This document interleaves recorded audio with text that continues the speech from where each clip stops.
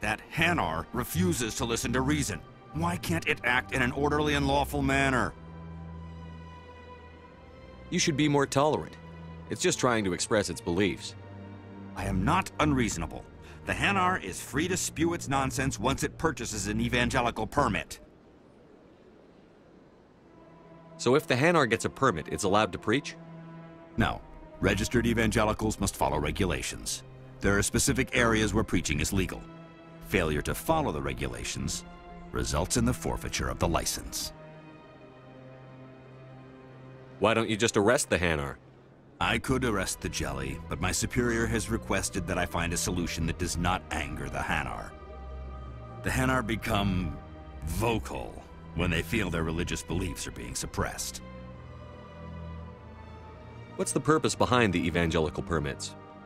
Forcing religious evangelicals to register for a permit weeds out undesirables. It keeps the area safe. The Citadel is too important to become a battleground for a religious war.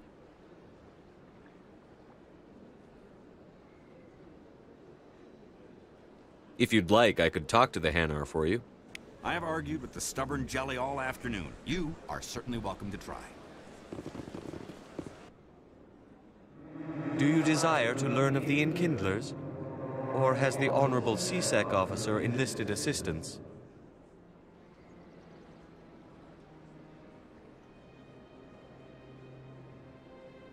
What's going on here? The CSEC officer requests that this one purchase an evangelical permit to spread the truth of the Enkindlers.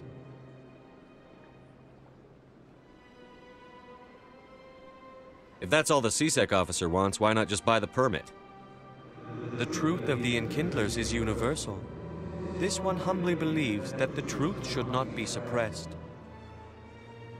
Exacting payment as a means of imposing limits upon the truth is an abrogation of this one's religious freedom. So you're breaking the law by preaching without a permit right now? The CSEC officer states that preaching in this place is forbidden, and preaching anywhere on the Citadel requires a permit. This one humbly submits that it is not preaching to state the truth of the Enkindlers, and thus no permit should be necessary. Who are the Enkindlers? Your people know them as the Protheans. They are the true creators of this one's people. The Enkindlers raised the Hanar from ignorance into consciousness by granting this one's people the gift of speech. Is this really how you want to represent the Enkindlers? The truth of the Enkindlers must be made known. They gave the Hanar language and gave the universe the mass relays. This one only wishes to spread the truth to any who will listen. There is no intent to cause trouble.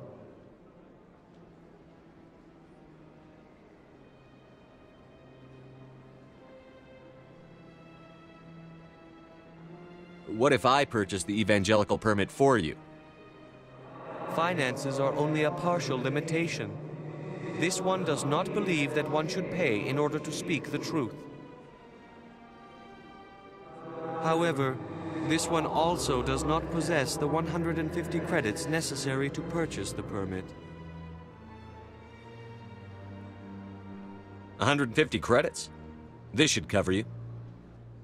This is a most appreciated action. You are not of the Hanar, but you wish to help spread the truth of the Enkindlers. This one will not cause any further trouble for the CSEC officer.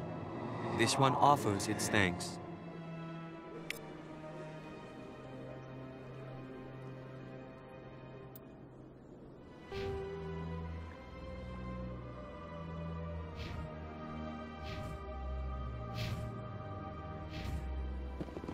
I see the Hanar is left.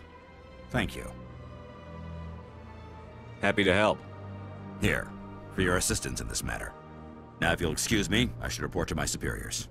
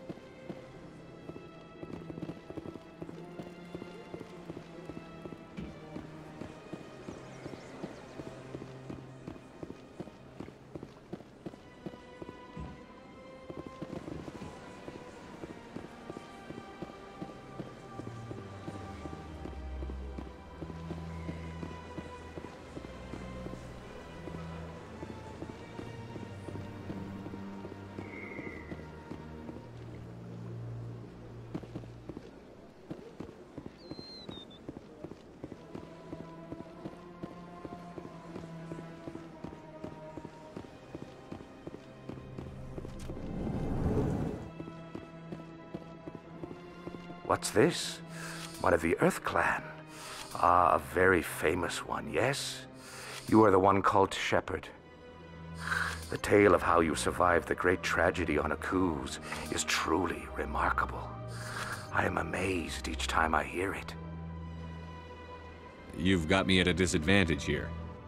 Forgive me, Earth Clan. My name is Barla Vaughn. My job makes it necessary for me to keep informed. I am a financial advisor to many important clients here on the Citadel. When someone as important as yourself arrives on the station, I take notice.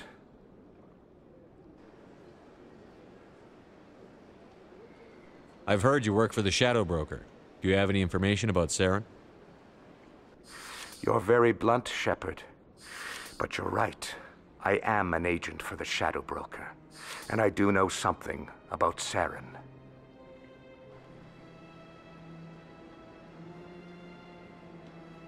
I need that information. Now. Threats don't work on me, Commander. This information is worth a small fortune. But this is an unusual situation, so I am going to let you have it for free. What's the catch? There is no catch. The Shadow Broker is quite upset with Saren right now. They used to do a lot of business, until Saren turned on him. Saren's turned on a lot of people lately.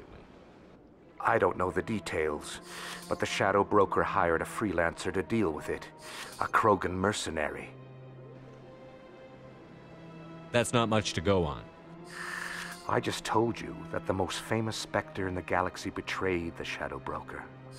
Quite a bargain, considering the price. Speak with the Krogan if you want to learn more. I heard he was paying a visit to Citadel security. If you hurry, you might catch him before he leaves the Academy. Isn't it strange that a Krogan would want to speak with C-Sec?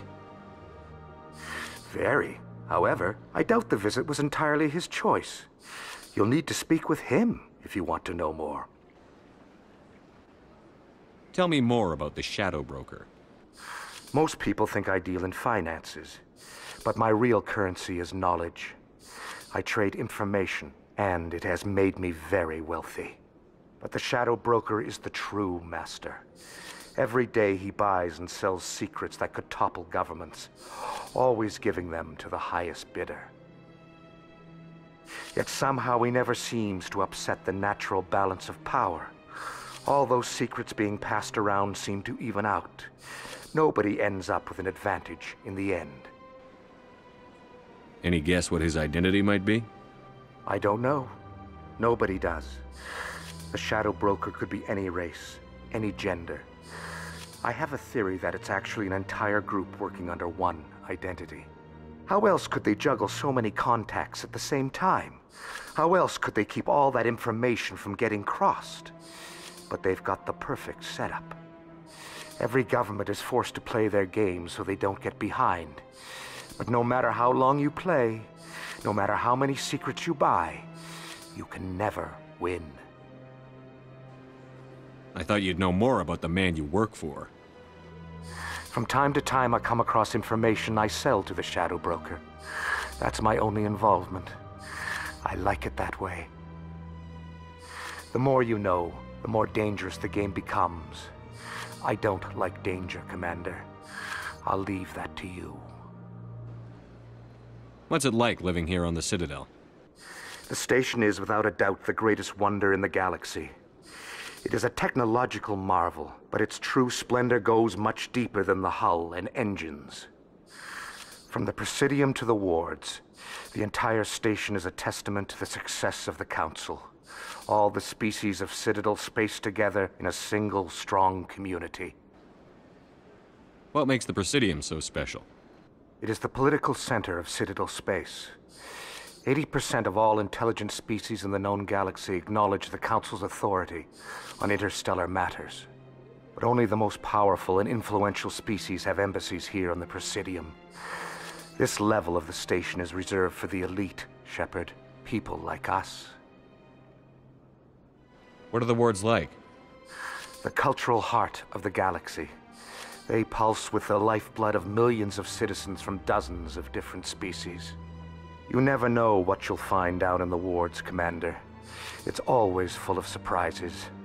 Fortunately, most of them are pleasant. Tell me more about your job. Galactic finance is incredibly complex.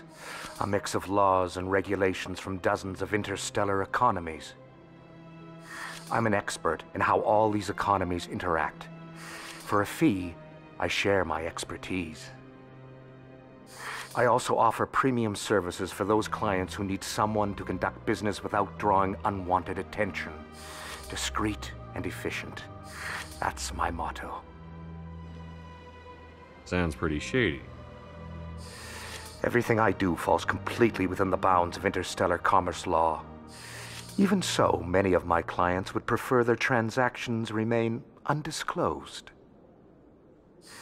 For example, suppose a Hanar ambassador was petitioning the Council to reduce tariffs on Hanar goods. How would it look if he had money invested in a Hanar exporting company?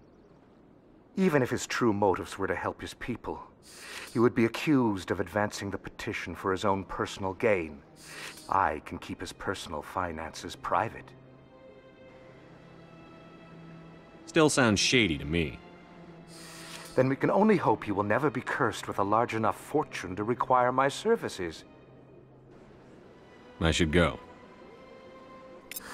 Goodbye, Commander.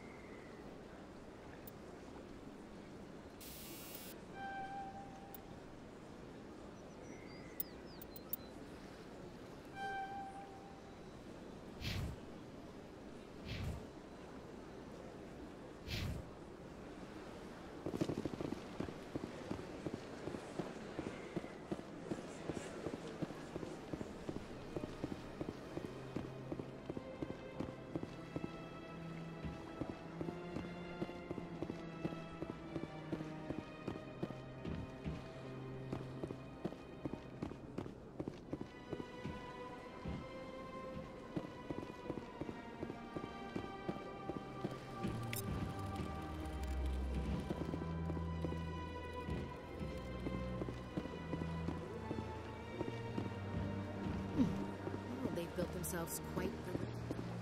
Wonder if anyone ever drowned in it.